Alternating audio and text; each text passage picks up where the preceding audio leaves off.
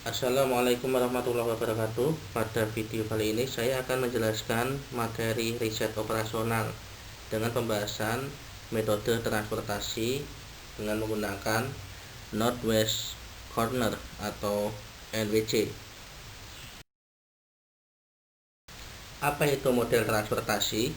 Model transportasi merupakan model khusus dari suatu permasalahan linear programming yang dapat digunakan untuk memecahkan masalah pengiriman komoditas dari suatu sumber, misalnya dari pabrik ke tujuannya, misalnya ke gudang atau ke cabang. Tujuan dari model transportasi ini adalah meminimalkan total biaya minimum dengan memenuhi batas pasokan dan kebutuhan yang ada. Jika kita lihat di gambar berikut ini, kita bisa lihat ada sumber A, B, dan C, yang mana sumber A, B, dan C ini akan memenuhi kebutuhan pada tempat tujuan, yaitu tujuan 1, 2, dan 3, di mana di tujuan 1, 2, 3 ini di masing-masing tujuan dia mendapatkan kebutuhan baik bisa dari sumber A, B, dan C sesuai nanti metode yang akan digunakan. Dalam model transportasi, alokasi yang dilakukan untuk mengisi sel-sel kosong atau yang dikenal dengan solusi awal dapat dilakukan dengan beberapa metode. Yang pertama ada metode Northwest Corner atau NWC. Yang kedua ada least cost. Yang ketiga ada Vogel Approximation Method atau VAM. Yang keempat ada Russell Approximation Method atau RAM. Pada video ini kita akan membahas Northwest Corner atau NWC. Selanjutnya kita langsung saja masuk ke contoh kasus. Di sini ada contoh kasus sebuah perusahaan retail memiliki gudang di beberapa kota yaitu Jakarta, Medan, dan Semarang. Dan selanjutnya dari ketiga gudang tersebut, perusahaan berusaha untuk memenuhi kebutuhan pelanggannya di kota-kota Surabaya, Balikpapan, dan Makassar. Sementara itu, dari gudang-gudang tersebut, perusahaan mampu memasok masing-masing secara berurutan dari Jakarta 120 unit, Medan 80 unit, dan Semarang 80 unit. Sedangkan permintaan dari kota Surabaya sebanyak 150 unit, permintaan dari Balikpapan sebanyak 70 unit, dan permintaan dari Makassar sebanyak 60 unit. Berikut biaya angkut dari gudang ke pelanggan dalam rupiah. Dari gudang Jakarta ke Surabaya Rp8, ke Balikpapan Rp5, ke Makassar Rp6. Selanjutnya dari gudang Medan ke Surabaya Rp15, ke Balikpapan Rp10, dan ke Makassar Rp12. Sedangkan dari Semarang ke pelanggan di Surabaya Rp3, ke Balikpapan Rp9, dan ke Makassar Rp10. Dari contoh permasalahan di atas, maka dapat dibuat tabel transportasi seperti berikut ini. Langkah-langkahnya adalah seperti berikut. Sebelumnya kita cek terlebih dahulu total dari supply dan demand, yakni diketahui bahwa totalnya adalah 280. Selanjutnya kita mulai pada pojok barat laut atau pojok kiri atas dan alokasikan sebanyak mungkin.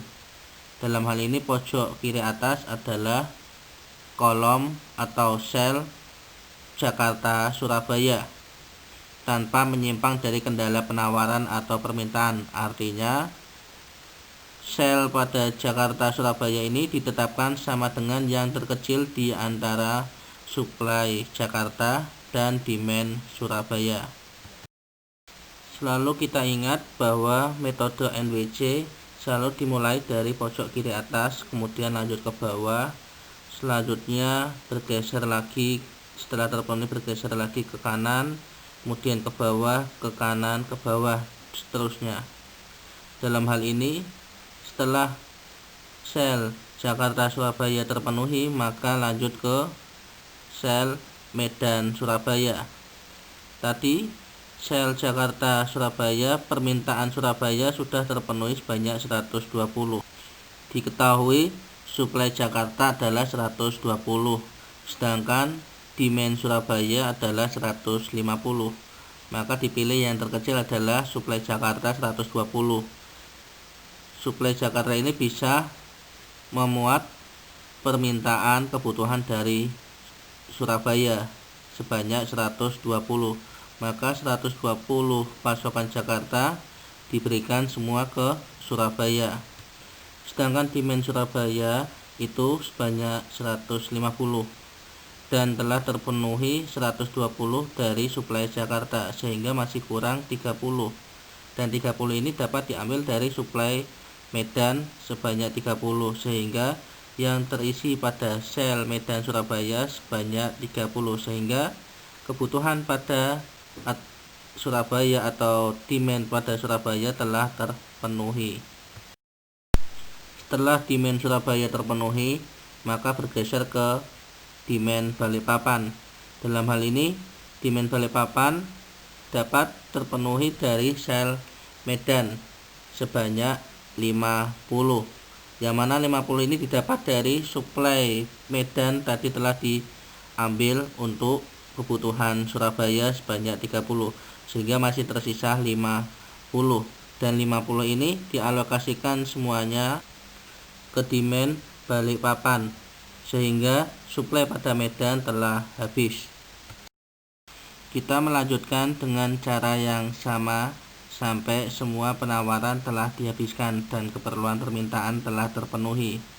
Dalam hal ini, setelah Balikpapan terpenuhi demand sebanyak 50 dari suplai Medan, masih ada kurang 20, dan 20 ini dapat diambilkan dari suplai Semarang, yang mana suplai Semarang masih tersedia 80, dan 80 ini akan diberikan ke Balikpapan, sehingga demand pada Balikpapan ini terpenuhi sebanyak 70.